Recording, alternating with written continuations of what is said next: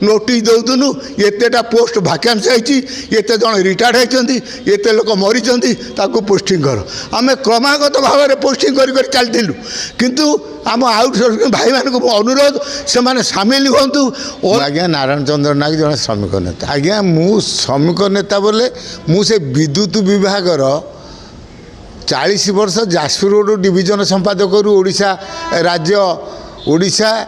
राज्य विद्युत कर्मचारी संघर आसी ये जो संगठन संपादक सह संपादक भी थी मु आज्ञा दीर्घ 40 वर्ष से यूनियन थी मु जड़े विद्युत विभाग आज्ञा कर्मचारी आज्ञा मु आज्ञा ये सब सरकार आपण देखु ये सरकार जो कहते गोटे कथा पानी रे गार गाँव गोटे कथा कहते तो कथा जा पानी रे गार से ये सरकार पानी गारटा है पानी रे गार पक 2 मिनट ये सरकार एते मिछुआ लोक मान आम ओडिशावासी की से जेभली भाव में मिछ कथा कहीकि भोट नहीं आज बाह नौकरी मु आपण माध्यम गोटे कथा पचार चाहूँगी आज्ञा आपण संकल्प पत्र कही 300 यूनिट विद्युत मागणा दमु 300 यूनिट विद्युत मागणा देवा कहते आज पर्यटन देले कि द्वितीय कथा आज्ञा मुझे चाहूँगी जे आज्ञा विद्युत जो ठिका कर्मचारी 10,000 को आज्ञा बाहर कर देइछंती से विधानसभा दुआरे बही आज आज्ञा जड़े ये खरारे जड़े बेहोश है मेडिकल मुझे टीवी देखु था किंतु आज्ञा जड़े महिला कर्मचारी कहला आउटसोर्सिंग कहला ये सरकार जो विरोधी दल थे कहले आम आसीने आउटसोर्सिंग रखिबुन समिति पोस्टिंग करदेमु तार आज्ञा फल कौन आज से कर्मचारी भोगुन 7 दिन है आज्ञा जो खरा प्रचंड खरा एथरे से बही ये गोटे निष्ठुर सरकार ये का विरोधी दल थिला बेले कही से महिला कर्मचारी कहवा अनुजाई आम आसीने तुमको सब पोस्टिंग करदेमु आउ कौन ठिका कर्मचारी रही विद्युत बोर्ड आज्ञा आज कथा कौन है से महिला कर्मचारी कहते सरकार जो टार्गेट थिला ओडिशा रे आमे ता अपेक्षा 50 लाख टंका अधिक ता माने जेते तंगर टार्गेट थिला ता अपेक्षा 50 लाख कि 100 लाख अधिक रोजगार कर जदि गोटे संस्थार टार्गेट चाहिए अधिक रोजगार होउची से संस्थार कर्मचारी कहीं बाहर कर दिया गला तेणु रोजगार तो बढ़ुची तापर आज्ञा गोटे कथा देखंतु जे ये जो वर्तमान आज्ञा ओडिशा जाक चारिआडे आंदोलन चलानी घंटा को घंटा आज्ञा विद्युत काट हो कौन आज्ञा विद्युत काट होकर कहते जेटा अधिका भोल्टेज जालुचंद बोली खरा दिने से ये जो ये कटि जाऊँ ये जो अधिका भोल्टेज पाई एटा लोड पौधार कटि जाऊँ शक्ति मंत्री आज्ञा कहते अधिका लोड हबारू या घटुच आज्ञा मुझे माध्यम पचारिया चाहूँगी शक्ति मंत्री महोदय को मु जड़े विद्युत कर्मचारी मु आज्ञा गोटे कथा जानी जो गाँव में से गाँव में इंडस्ट्रियल कंज्यूमर हो साधारण कंज्यूमर हो से गाँव केते भोल्टेज से भली आकार में बसुला ट्रांसफर्मर तेणु ट्रांसफर्मर कौ ट्रांसफर्मर पड़ो कहीं पड़ो आज्ञा आपण जो रेवेन्यू आदाय करुँच इंडस्ट्रियल हो कंज्यूमर हो आपण कौ एरिया रे केते जन कंज्यूमर केते भोल्टेज दरकार केते तुम पैसा नौच आपण पाखे तो खाता अच्छी तेणु आज्ञा ताने ये जो अधिका भोल्टेज है केमती तुम्हें से आकार तो मेसीन बसई तापर आज्ञा आपण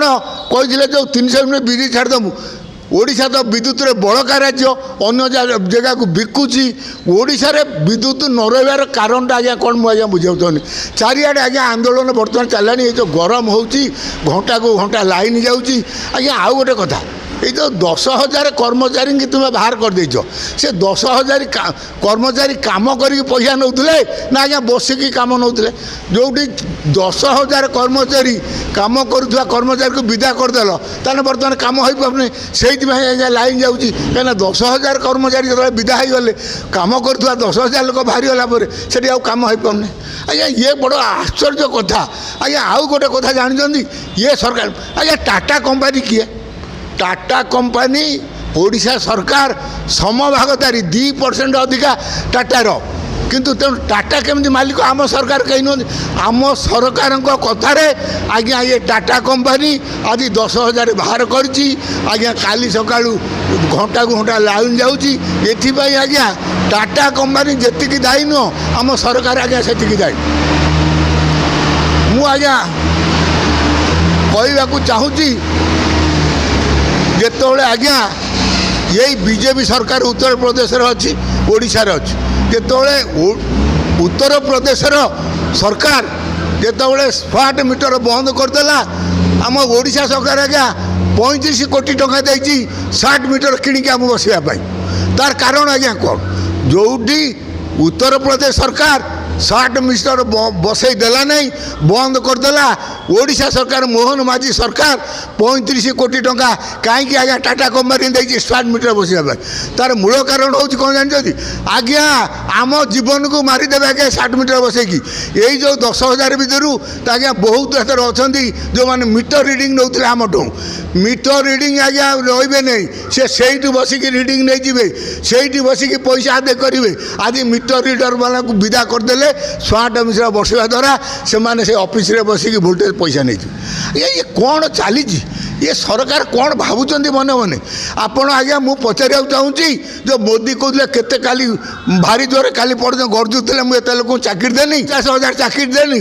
ଆଜ୍ଞା ଓଡ଼ିଶାରେ 10,000 ଟାଟା କମ୍ପାନୀ ତୁମ ମୋହନ ମାଝୀ ସରକାର ଆଉଟସୋର୍ସିଂ ପିଲା ଯେଉଁମାନେ 15 ବର୍ଷ 20 ବର୍ଷ 10 ବର୍ଷ କାମ କରିଥିଲେ ତାଙ୍କୁ ଆଜ୍ଞା ବାହାର କରିଦେଲେ।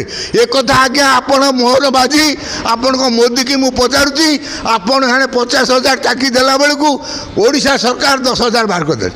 ମୁଁ ଆଜ୍ଞା ଆଉ ଗୋଟେ ମୂଳ କଥା କହିବାକୁ ଚାହୁଁଛି ଆଜ୍ଞା, ଯେତେବେଳେ ଜାନକୀ ବଲ୍ଲଭ ପଟ୍ଟନାୟକ ମୁଖ୍ୟମନ୍ତ୍ରୀ ଥିଲେ ଓଡ଼ିଶାରେ, ପ୍ରଥମ ସେମାନେ ପ୍ରାଇଭେଟେସନ୍ କରିବା ପାଇଁ ଚାହିଁଲେ। ଯେତେବେଳେ ଆମ ୟୁନିୟନ ତରଫରୁ ଆମେ ନୋଟିସ୍ ଦେଲୁ, ମୋର ସ୍ୱର୍ଗତ ଶରତଚନ୍ଦ୍ର ମହାନ୍ତିଙ୍କ ନେତୃତ୍ୱରେ ଆମେ ଯେ ନୋଟିସ୍ ଦେଲୁ, ଘରୋଇକରଣକୁ ବିରୋଧ କଲୁ।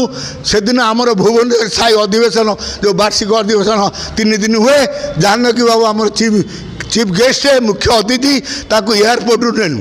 ସେ ବାଟରେ ଆମକୁ କହିଦେଲେ ଜାନକୀ ବାବୁ ସ୍ୱର୍ଗରେ ଅଛନ୍ତି। ଜାନକୀ ବାବୁ କହିଲେ, ଆରେ ଶରତ ଆମ ଜେନେରାଲ ସେକ୍ରେଟାରୀ, ଆରେ ମୁଁ ସରକାର, ତୁମେ ସରକାର ସମର୍ଥିତ ୟୁନିୟନ ଆଇଏମ୍ଟିସି, ତୁମେ ଯଦି କାମ ବନ୍ଦ ଆନ୍ଦୋଳନ କରିବ କମ୍ପାନୀକି ପୁରେଇ ଦେବ ନାହିଁ, ମୁଁ ଆଉ କ'ଣ ତୁମ ବିରୁଦ୍ଧରେ ଯାଇପାରିବି କି?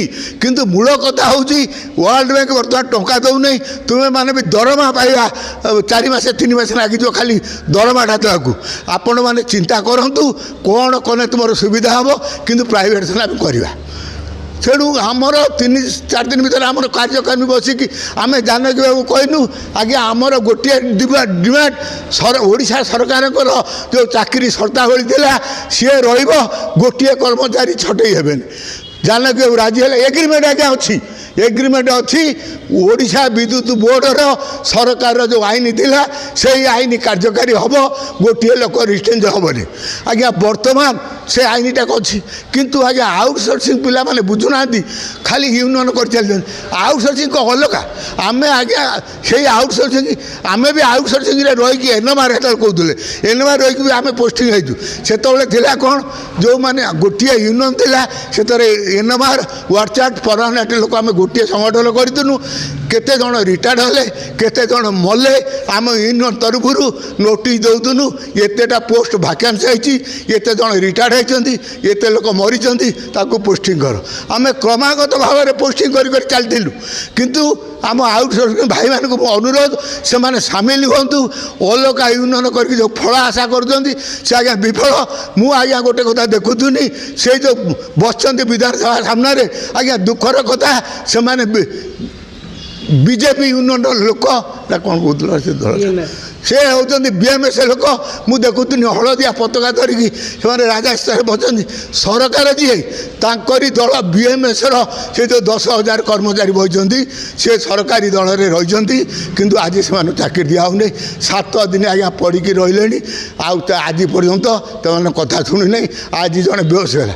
ବଡ଼ ଦୁଃଖର କଥା ଆଜ୍ଞା, ମୁଁ ଆପଣଙ୍କୁ କହିବାକୁ ଚାହୁଁଛି, ଦିଗପହଣ୍ଡି दिग पहंटी मेडिकल 2 दिन है लाइन नहीं आज्ञा ये जो मोबाइल रे रोगी ऑपरेशन करुँच डाक्तर माने आ चाहे दुखदायक घटना कौन अच्छी मोहन माझी विद्युत मंत्री कहे कि मेडिकल 2 दिन है लाइन नहीं डाक्तर माने मोबाइल आईटी रे लोक को ऑपरेशन कर बुझुन आ चाहे दुखद घटना कौन तापर आज्ञा पुणी कहते विद्युत कर्मचारी मैंने छुट्टी नहीं पारे किए छुट्टी नहीं पारे परमानेंट लोक तेणु ये मैंने आज ये जो एरसमा लागू गले कहीं कार्यकारी करना जेहेतु से कंट्राक्ट रे थिले से कंट्राक्ट लोक विद्युत बोर्ड लोक नुहति एरसमाटा लागू हो पार जदि से ऑफिस भीतर आंदोलन करने को जाती एरसमा लागू हम ये सरकार एरसमा लागू करवा कर्मचारी मानक छुट्टी न दवा 10,000 कौन विजय करवा आज मेडिकल लाइन न रहा आज चारिआडे घंटा घंटा लाइन काटा